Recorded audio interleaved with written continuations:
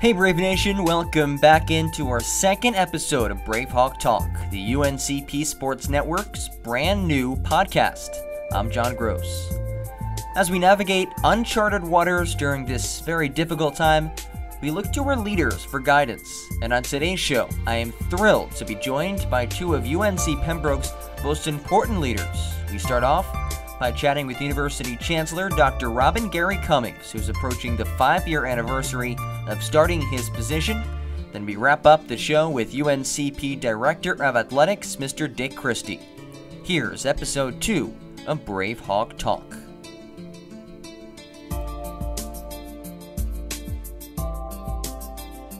First of all, Chancellor Cummings, I really appreciate you taking time out of your very busy schedule to join me on BraveHawk Talk. John, I'm glad to be here. I want to start off, obviously, a pretty hectic time both here at the university and really worldwide with the COVID-19 pandemic. I just want to start off asking how you and your family have been during this tough time. We're doing very well. Rebecca and I had a little bit of a cold a few weeks ago, but cleared up, no real issue, and so we're adjusting. It's actually been good because our son, who was away in school was canceled, so he's been back at the house, and Rebecca's enjoying having his company, and as am I. Good. So we're doing well. Glad to hear that. Now, you've been in your position as University Chancellor since July of 2015, and here we are in spring of 2020, so some experience under your belt. What are some of the accomplishments that you're most proud of since taking over? So, wow, a lot has gone on. It's been a whirlwind, and that question could go in many different directions. We've gone through 2 hurricanes, and we survived those, and we're now going through COVID. We had a threatened hurricane, so on that level, you can say our university has really gone through some traumatic experiences, yet we've survived, and in many ways, we've gotten stronger. But if you look at our infrastructure, things that have happened with buildings around campus, the new School of Business that's going up, West Hall that's being renovated, all of those things will finish over the next 12 to 18 months, new entranceway to the campus. Really proud about some of the academics, things that we've done in academics in terms of adding new courses, cybersecurity, College of Health Sciences, and so forth. So. Excited about the progress we've made on a lot of fronts, but very proud of the university and how we've weathered some challenges otherwise. Hey, you mentioned weathering some challenges and some of those experiences that you and your leadership group have dealt with. What are some of the key things that you've learned along the way? That people can be resilient. And our students can be resilient, never underestimate them. Sometimes you think maybe not, but really with some of the challenges that we've had, they really have come through. They've really weathered the storm, no pun intended, in some significant ways. So I'm impressed with the resilience of our students, impressed with the faculty, and especially with COVID, what they've been able to do in response to that. This is a question that I've asked everyone that we've had on the podcast so far, which you're just the third person, so fairly on in the hopefully long history of BraveHawk Talk. But as somebody who, I'm in my first year here at UNCP, and it has been an incredible experience, incredible people. Town of Pembroke is an incredible place. It really is a special place, and you've been involved with the university for considerably longer than I have. But in your eyes, what makes this place so special? Wow. Well, first of all, I'm really, as someone who grew up 3 miles down the road, to hear you describe Pembroke as special and the town as special makes me proud, and thank you for saying that. I think that one of the things that makes our university so special really is its heritage, and there's probably, I dare say, no other university that has the First off, the heritage that we have, and because of that heritage, we do have a special relationship with the community. The community has an ownership of this university unlike any place you're going to find. And what I'm seeing over the last 4.5 years is there's this really great relationship that has evolved between the town and the university, us working with them. So we meet with the mayor and the town council every quarter. We talk about what they're doing. We tell them what we're doing. And we really are in sync how we're going to take UNC Pembroke and the town of Pembroke forward together into the future. And all that comes because I believe of that heritage that was established 132 years ago when the local community said, education's important. We've got to have education for our students, for our children of the future. So I think that started a relationship that continues today that really is unique and very special. And you talk about this place in this town, a university, being a unique place, and you really head the operation. What are some of the things that you really enjoy about your position as the Chancellor? So I've been blessed to have several careers in my life, and those careers have been made possible because of education. As I look at what I'm doing now, one of the most special parts of it really is that relationship that I have with students, because I can relate to them thinking back to where I was when I was their age and what's going on. So it's really great a neat thing to talk to a student about their future and where they're heading and what's going to happen in their future, and to know, honestly, not to be selfish about it, to know that maybe I and this university, we're having a role to play in that. You know, when I was a surgeon in the past, I would operate on one patient, and you're impacting that one patient in a very special way. Now I feel like I've got 7,700 patients that I'm operating on and working with and changing their life in a very special way. And that's a neat thing, it really is. Absolutely, and you touched on this a little bit earlier, but plenty of growth going on at the university, some new buildings, new offerings in terms of academic courses and subjects of study. What are some of the things on tap in UNCP's immediate future that you're most excited about? So NC Promise continues to deliver. With the present public health issue going on, that sort of is impacting the way that we are able to prepare for next fall, but all indications would be, knock on wood, that we should have another record enrollment next year. You know, this past year we were roughly 7,700 students on campus, and we've had 24% growth in the past 2 years. And next year we are anticipating to break that 8,000 student barrier, and we'll see. Again, I'm hedging my bets a little bit because of what's going on right now, but we still feel very positive about next fall. So very excited about NC Promise and what it's going to bring.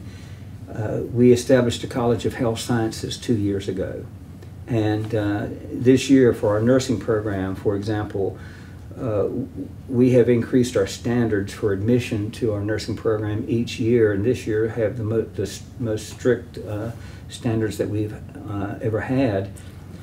And yet we had 130 students who met those requirements and surpassed them, and just a very strong class.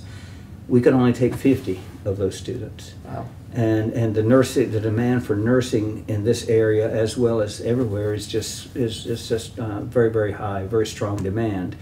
So as that College of Health Sciences grows, we're going to be able to address issues like our nursing program. We've put in a request to the system office to create a Doctor of Occupational Therapy program here. We want to do a Doctor of Nursing Practice program would be our next goal. And so that college is going to grow into the future in some very special ways. And I'm bold enough to say that I believe one day we will be talking about a PA program here on our campus, a physician assistant program. I look at computer science and how we've added cybersecurity to that area. And cybersecurity, you know, there are thousands of jobs that go unfilled every year. So that's a great degree for our students to be getting. We're getting interested.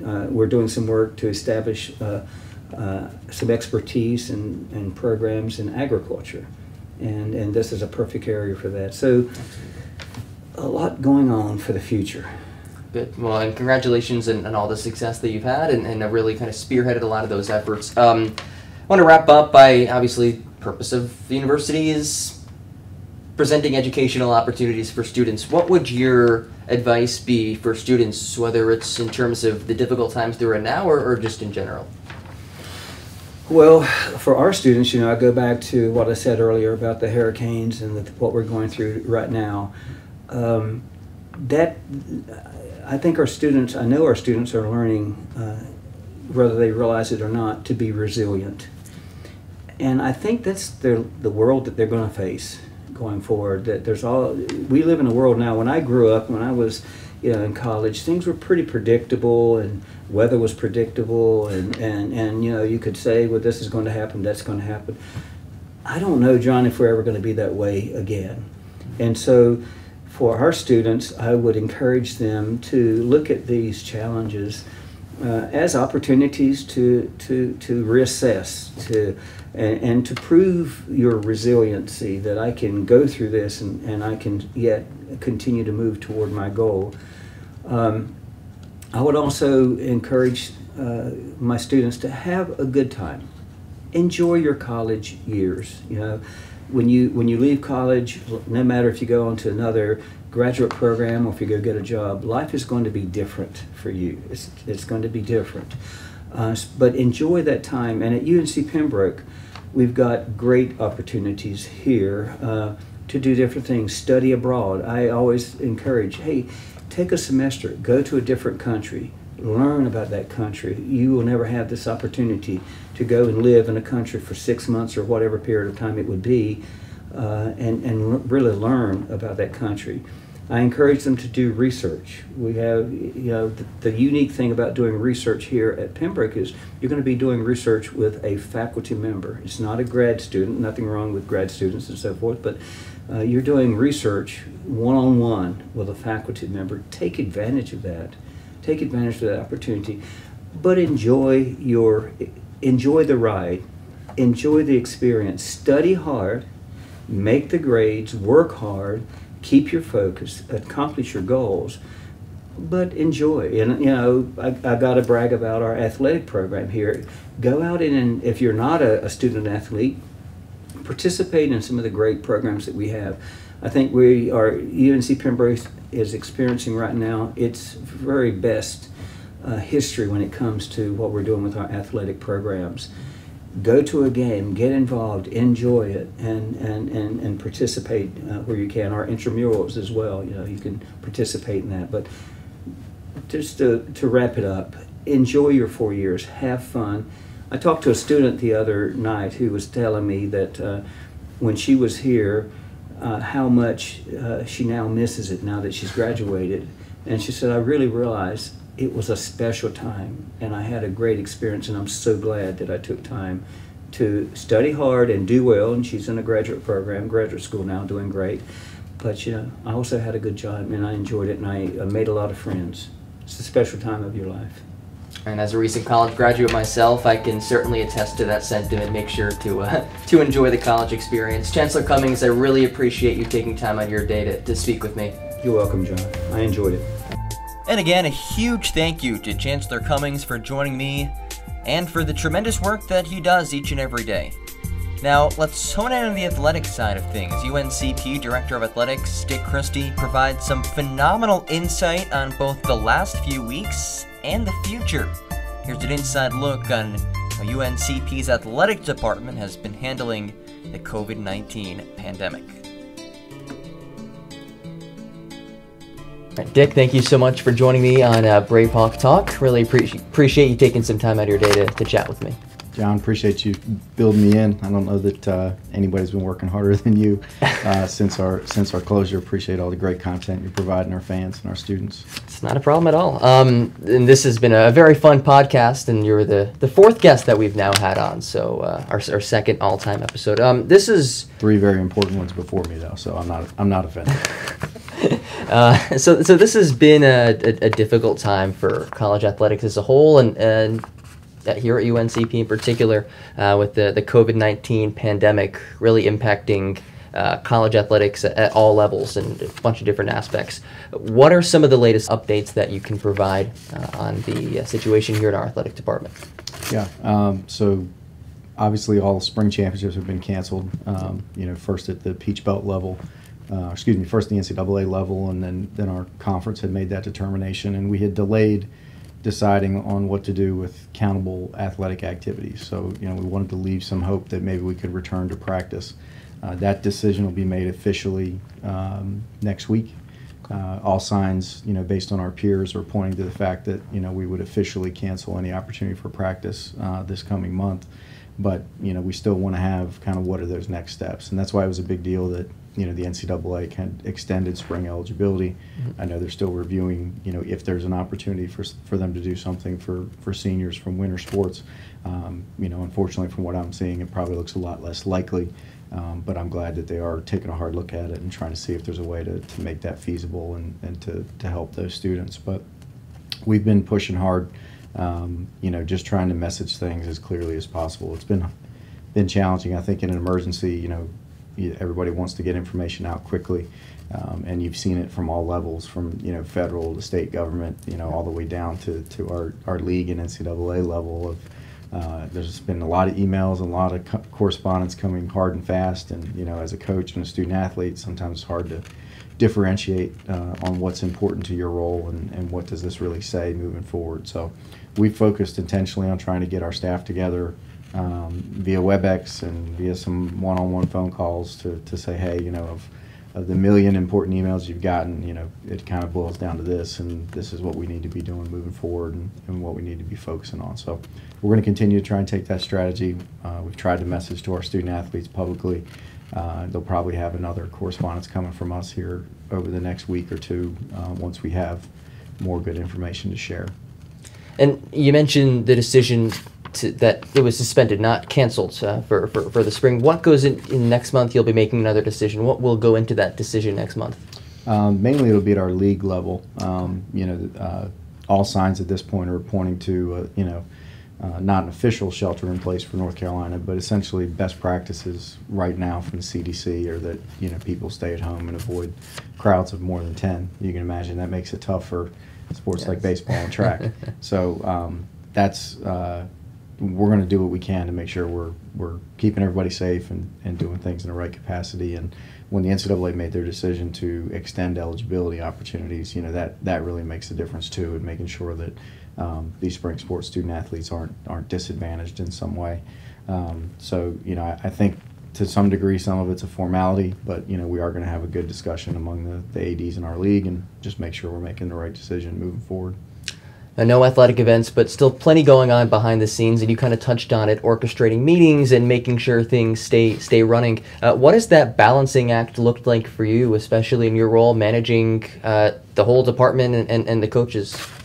It's a unique challenge for athletics. I think so much of our job is not, it can't be telecommuted, right? Your relationships with your student athletes, how your staff interacts, all those things are so important to have face-to-face touch points, particularly coach to student athletes. So that is being turned on its head here in the short term, and our coaches are having to adapt quickly to using technology and using other resources that they wouldn't normally have to stay in touch with their student athletes, to continue to have contact with recruits, to find ways to sell all the great things about UNC Pembroke, but to do it without a campus visit. So I've been really pleased with our coaches' creativity and how proactive they've been. They are staying on top of knowing our student athletes' whereabouts and making sure that everybody is in a safe place. So expected no less, but it's definitely warms your heart to see everybody kind of rising to the challenge. On the staff side, I've been unbelievably proud of our staff. Most of our staff, yourself included, are already pretty tech savvy, so the idea of having to do things remotely and through shared documents and WebEx and things like that was not a foreign concept. And you guys are off and running with so many projects right now that are going to make us better. So if there's a silver lining, we're going to be way ahead of what is normally a summer process for us to make the student athlete experience better, and I think we'll be able to tackle more. So we're trying to do it in as fiscally responsible of a way, but there's so many different projects that you guys already have on your checklist and in your wheelhouse that are really just effort. You know, they're not a huge expenditure, and they're things that I think our students and our coaches will feel, you know, when we get back to normal operations. So I've been really encouraged by that. You mentioned the staff being tech savvy, and it was a little bit ironic when I've had multiple issues getting my video working on our WebEx calls. But, but I think I've since figured it out. We didn't call you out too bad on that. No, no one called me out. No one said anything about it. So before we continue a little more, I do want to check in on you and your family and Wendy and your dog. How have you all been handling this situation? My wife is a healthcare provider, so it has been pretty crazy for her work. She works with high-risk patients already who are immunocompromised and going through cancer treatments. So she's been on the cutting edge of kind of the latest from the CDC and what's coming down from the hospital. So it's been interesting to hear those conference calls in the evening and see what they're recommending. You know, she's taken every precaution possible to make sure that she stays healthy and you know, doesn't infect her patients and vice versa. So she's working around the clock with that. Dogs are excited to see us a little bit more, there's no question. And this thing has hit a little bit closer to home than I would like. My mom and stepfather and uncle are actually COVID positive, so you know, working through their symptoms, and it's a really wide range. You know, some are really struggling with it, and some are relatively mild symptoms, and I think that's what has so many people so scared. So just staying on top of our family, trying to stay in contact, and hoping that all our staff and student athletes are doing the same. I'm definitely sending my best wishes to your family. Thanks, appreciate that, John. You know, one of the things early on in this, when it was announced that the spring championships would be canceled, you pretty early on came out with this statement and in support of student athletes. And I think a lot of athletic directors had similar statements, but you came out very quickly after the announcement was made. What have your interactions been like with student athletes, and why have you found it to be so important to be so out there and open about your opinions on all this? Well, I don't know that my opinion necessarily matters, but I think as a student athlete, you know, this is not something that's on your radar coming in. I mean, this really rocks the foundation of you know, kind of the scope of what you think is possible. I don't think anybody would have thought that there was something severe enough that they would not be allowed to compete, right? So getting your mind around that and kind of understanding that impact and getting over that initial anger and frustration is hard. So I think it's really important that you know, we get out in front of it and we try and share as much information as possible. And my first message to them was really more about trying to put it in context. It wasn't that we told them they shouldn't be upset, because they absolutely should be, but you know, they needed to let cooler heads prevail and know that you know, there were going to be people working to try and make this right as best they could. And I think that's what you've seen with some of the NCAA legislation that's come out so far. But you know, overall, I think when you got a crisis that affects all of your teams and all of your constituents, you know, it's important that we have one unified message that says, look, you know, here's where we're trying to go. This is what we're trying to do. We're going to continue to try and message to the student athletes when we've got something pertinent to say, but you know, we're not going to bombard them with information, because I think they're getting that enough from a lot of different angles. But been really pleased. You know, been a blessing to have some of the relationships that we do have with our student athletes in a number of different capacities. So to hear back from them after that message and just hear their support for what we were trying to do and how we were trying to communicate, it's one of those things that reinforces that this is why you do the job. So yeah, it's been good. You mentioned the NCAA trying to remedy this difficult situation for student athletes, and one of the major policies that has come out from the NCAA is that spring sport athletes will not lose a year of eligibility. From your understanding, what are the logistics behind that new policy? Yeah, we had actually had an NCAA championships committee call today and talked about that a little bit further, but there's nuances that'll have to be addressed through your compliance officer, and you know, Christina Chow on our staff does a great job. She's already really tried to get out in front of messaging and educating our coaches on, you know, these are the students on your roster that are affected. These are the students that would have this option to extend their exhausted eligibility, and this is the process that we would go through. So I think now, you know, there's some time for the students to focus, number one, on their academics for this semester, get a feel for what's their status with graduation, what's their considerations and prospects for moving forward, and are they willing and interested to invest another season with us. Obviously, we're going to make good on any of their scholarship equivalencies, assuming that they've done what they're supposed to do from a team rules and participation perspective. So those decisions will all be held at the individual team level. But I think that it was a big sigh of relief for the students, just knowing that, okay, there might be a path forward, and allow them to calm down and really focus on what can I do now to A, make sure that I progress towards my degree, B, make sure that my eligibility's in good health, and just try and find out this new world of taking exclusively online classes and not having a lot of face-to-face interaction. And this whole collegiate athletics, and really athletics at all levels, situation of cutting season short and suspending and postponing things has been very difficult for a lot of people, but especially here at UNCP. And this 2019-2020 academic year had been one of the best, at least from what I've heard, in department history. So when you look back at what this 2019-2020 athletic year was like for UNCP, what do you think of?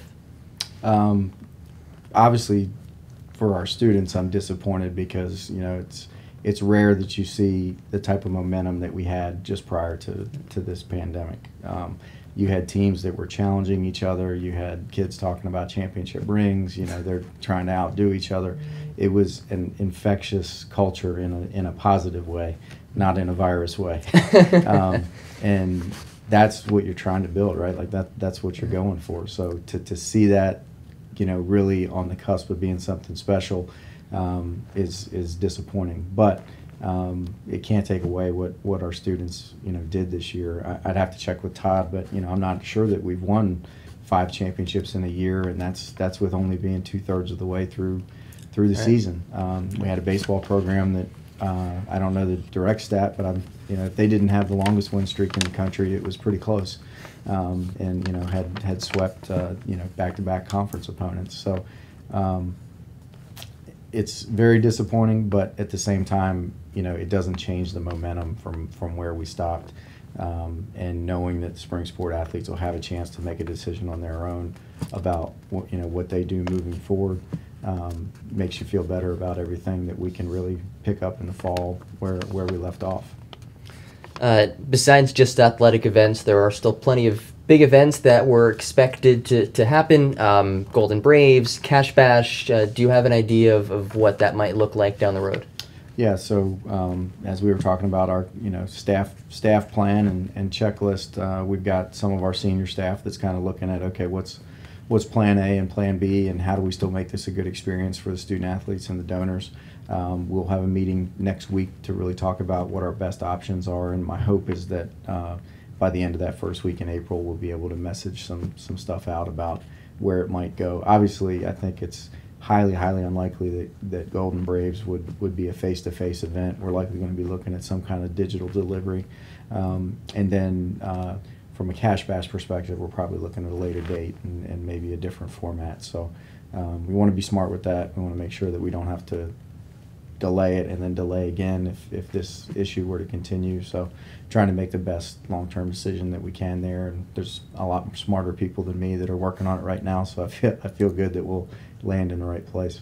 All right, Dick, thank you so much for joining me, and thank you for your leadership to help the department navigate through this difficult time. Appreciate the time, John. Good luck with the podcast. You're doing a great job with it.